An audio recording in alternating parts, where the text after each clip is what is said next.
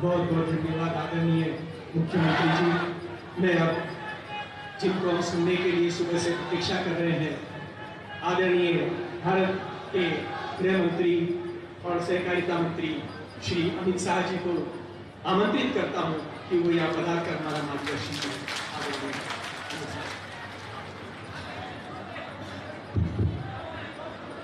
मेरे साथ बोलिए, भारत माता की। आज रामनवमी है।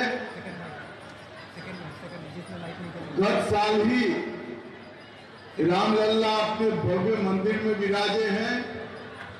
रामनवमी के दिन मेरे साथ प्रभु श्री राम का जयकारा लगाएंगे। बोले जय श्री राम, जय जय श्री राम। आज मंच पर उपस्थित श्री श्री बाबा बस्तीनाथ जी महाराज, हमारे राजस्थान के मुख्यमंत्री श्रीमान भजनलाल जी, मेरे मित्र और केंद्रीय मंत्री श्री भूपेंद्र यादव जी और बाबा बस्तीनाथ जी के इस महाप्रयास महायाग को सफल करने के लिए आए हुए सनातन धर्म के सभी अनुयायियों को मेरा प्रणाम, राम राम। सबसे पहले मैं बाबा बालनाथ जी की स्मृति को दो हाथ जोड़कर प्रणाम कर मेरी बात की शुरुआत करना चाहता हूं।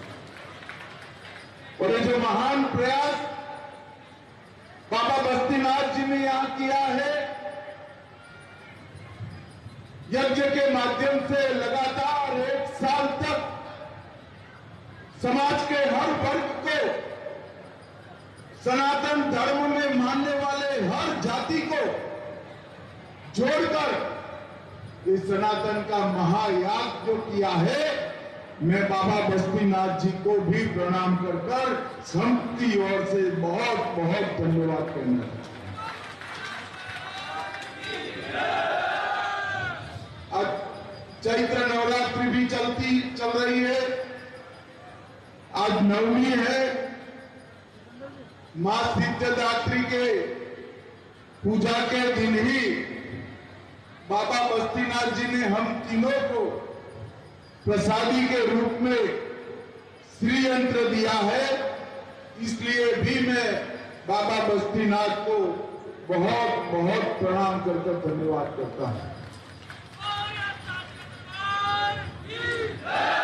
भाइयों बहनों, यही भूमि पर 1 वर्ष से 108 कुंडीय महामृत्युंजय महायज्ञ शुरू हुआ था।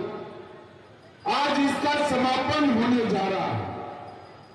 पिछली रामनवमी से रामनवमी तक हर 5 दिन में समाज के हर हिस्से से एक जोड़ा पवित्र भाव के साथ 108 कुंडी यज्ञ पर बैठकर प्रकृति के संरक्षण के लिए, सनातन के प्रचार के लिए और अपनी आत्मा की शुद्धि के लिए यहां पर यज्ञ किया। मैं बहुत कम आयु से सार्वजनिक जीवन में जुड़ा हूं।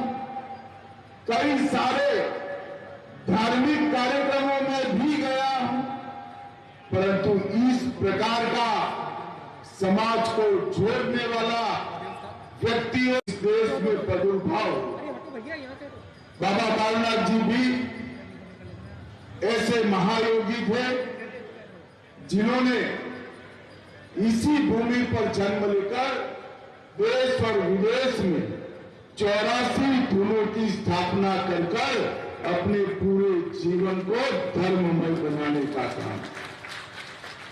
मानव मोहनी के 84 चक्र से मुक्ति प्राप्त कर जब उन्होंने समाधि ली, ये स्थान उनकी तप की ऊर्जा से इतना ऊर्जावान हुआ, जैसे अभी बाबा जी ने बताया, कोई बड़े भामाशाह बड़े धनपति के दान के बगैर समाज ही यहाँ पर चलने वाले सारे क्रियाकलापों को आगे बढ़ाता है।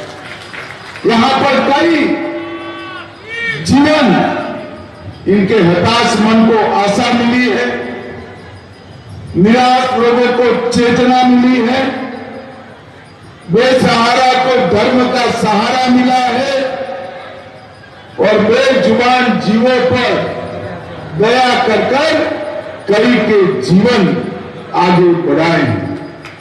और आज बाबा बालनाथ जी के जो उपदेश है, सत्य और तपस्या में विश्वास रखो, वैराग्य और सेवा को जीवन का आधार बनाओ, प्राकृतिक जीवन जियो और पशु पक्षियों की सेवा करो, ये चारों सिद्धांतों को बाबा बस्तीनाथ आगे बढ़ा रहे हैं।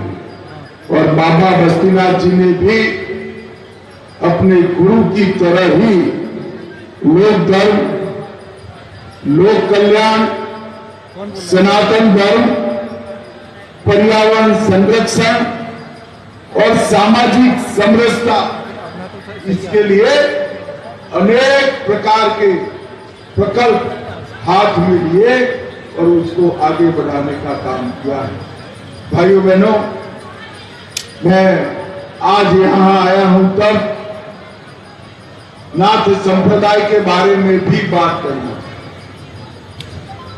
महाप्रभु आदिनाथ से लेकर 9 गुरुओं तक और उसके बाद में अनेक वो ऊर्जा के वाहकों के माध्यम से सनातन धर्म को नाथ संप्रदाय ने जहां जैसी जरूरत पड़ी इस प्रकार से शक्ति देने का काम किया है।